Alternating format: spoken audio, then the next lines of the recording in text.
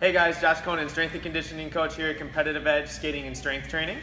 And I'm Jennifer Matris, skating instructor and also strength coach here at Competitive Edge. And we've had an amazing week with training sessions, haven't we, Josh? Absolutely, probably the best week yet.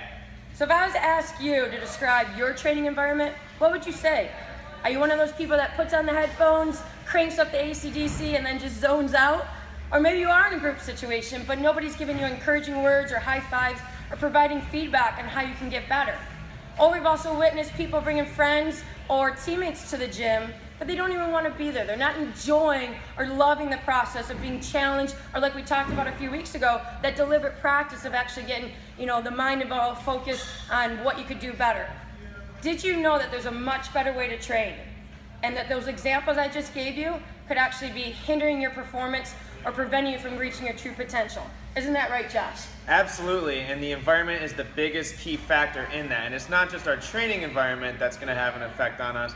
It's our work environment, school, house, and it's things that you're not even thinking about. What music we listen to, how much you're on social media, how much you're watching constant negative news. All of these things are having an impact on our physiological and psychological functions. And with Dr. David Hawkins, who is a medical doctor and as well a PhD in psychology, has dedicated his whole life to calibrating this and showing how big of an effect our environment, not only on the outside but on the inside in our mind, plays in our performance. Yes, this book, Power versus Force, like Josh just said, Dr. David Hawkins has dedicated his life on how we can actually become our true potential. And he says here in this book, again, the difference between power versus force.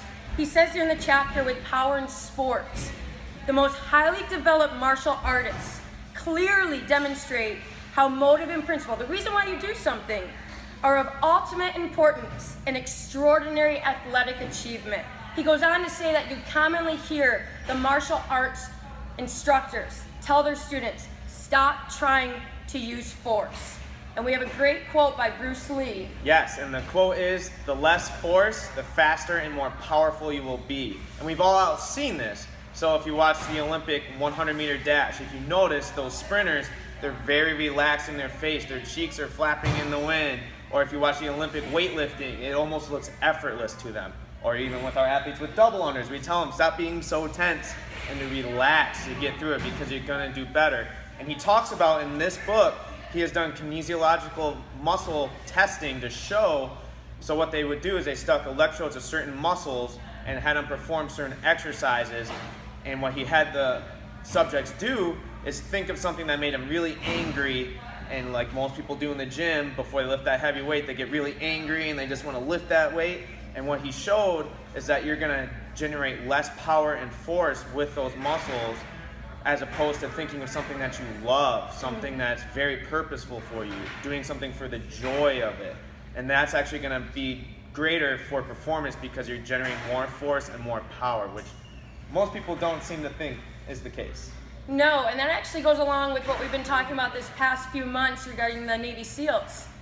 And Commander Mark Devine, those different mountains. You can be physically strong, but you're not going to reach your true potential if you don't work on the mental aspect, the emotional aspect, the body awareness, and the Kokoro spirit, combining heart and mind and finding the joy and just becoming better. And that's why we talk about our training environment and how it's been so amazing, definitely this week and the past few months, because we're surrounding ourselves with people that are giving those high fives, having the smiles, and it's not about being better than somebody else. It's getting better together. So again, I want to ask you, what is your training environment like? Are you the one that just puts the earphones on and just zones out?